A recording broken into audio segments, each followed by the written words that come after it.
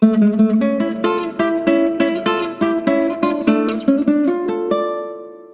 everyone, welcome you all at the MS tutorial. Hope you all doing good. In this video, I will explain complete about the bootstrap refrigeration cycle. I will explain the processes involved here and what is the mechanical device used to implement it practically. But before watching this video, I will recommend you to please go and watch the simple air refrigerator cycle first because it is the totally modified version of the simple aircraft refrigeration cycle.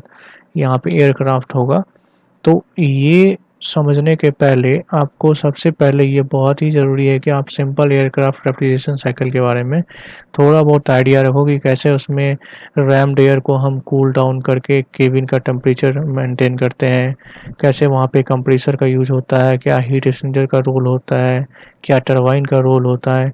तो then फिर आपको ये boot strap system completely पता चलेगा। Now boot strap system के बारे में जानने से पहले मैं थोड़ा सा आपको एक्सप्लेन करूंगा कि why we need to develop this additional bootstrap refrigeration cycle when we have already the simple aircraft refrigeration cycle. So देखते हैं।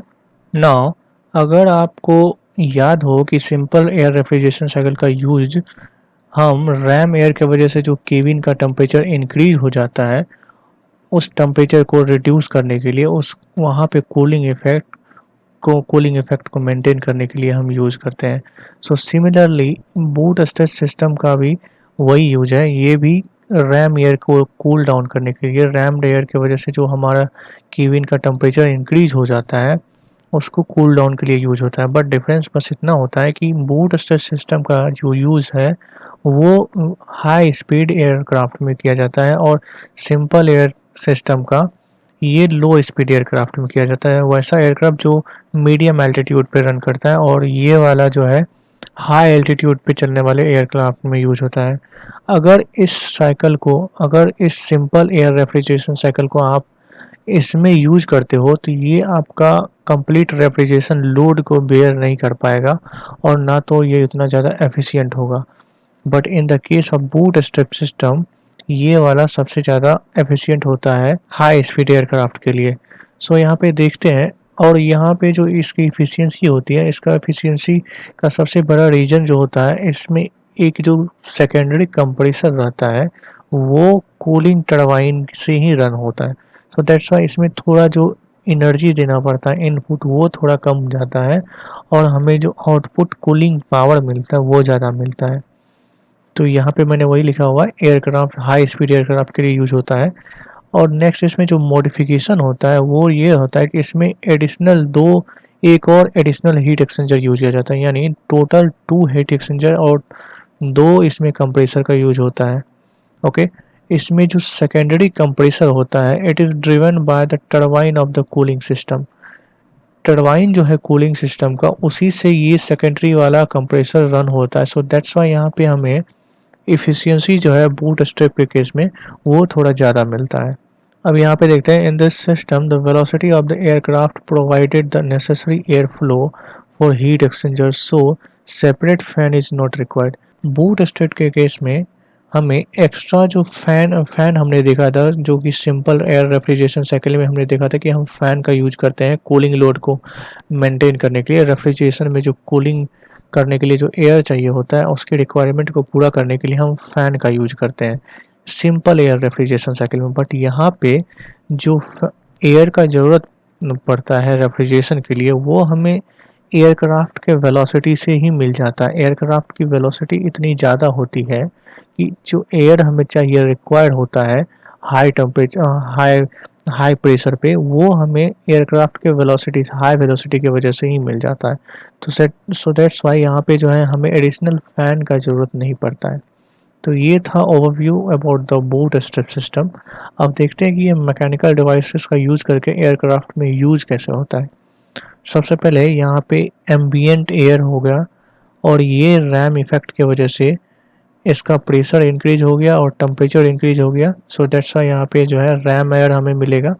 ओके, और रैमिंग डिवाइस यहाँ पे कुछ भी हो सकता है, यहाँ पे नोजल एंड ऑल होगा वो हमारा पॉइंट ऑफ व्यू नहीं है। तो यहाँ पे देखते हैं जब रैम एयर आया तो रैम एयर को फिर से इसको कंप्रेसर में भेजा जाता है और कंप्रेसर फिर से इसको कंप्रेस करके इसका टेम्परेचर जो है फिर से इंक्रीज हो जाएगा और ये जाएगा फर्स्ट प्राइमरी हीट एक्सचेंजर में। ये जो होगा ये हमारा प्राइमरी हीट एक्सचेंजर है जो जो कि मैक्सिमम जो कूलिंग करेगा वो यहाँ पे होगा। और ये कूलिंग कहाँ से करेगा, ये जो कूलिंग करेगा ये जो रैम एयर देख रहे हो इसी रैम एयर के थ्रू करेगा। अब ये जस्ट कॉमन सेंस है यहाँ पे। आपने यहाँ से जो रैम एयर, आप ये सोच सकते हो कि रैम एयर का तो टेम्परेचर ऑलरेडी ज़्यादा है, ये कहाँ से कूल करेगा। बट आप ये भी तो सोचो ये जो कंप्रेसर यहाँ पे कंप्रेस किया है इसके वजह से टेम्परेचर इसके कंपैरिजन में और ज़्यादा बढ़ गया है। तो ओवरऑल अगर इन दोनों को मिक्स करोगे तो यहाँ से आपको टेम्परेचर जो है वो रिड्यूस मिलेगा। ये कूल डाउन करेगा इस वाले एयर को।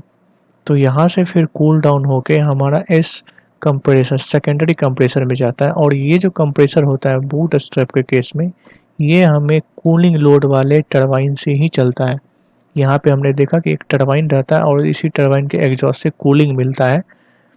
तो इस वाला यहाँ पे जो एक्सपांसन होगा इस एयर की वजह से, यहाँ से जो इस कंप्रेसर से जो एयर आएगा रेफ्रिजरेशन होते हुए, ये एयर जो इस शाफ्ट को रोटेट करेगा यही शाफ्ट इस कंप्रेसर को चलाने में यूज होगा।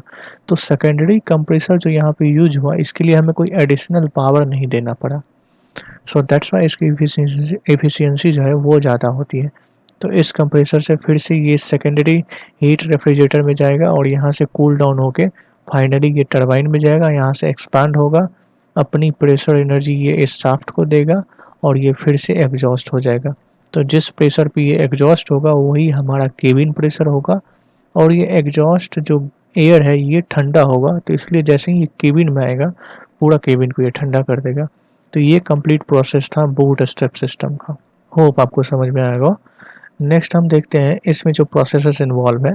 यहाँ पे मैंने जो भी आपको एक्सप्लेन किया है उस सारे प्रोसेसेस को यहाँ पे लिखा हुआ है।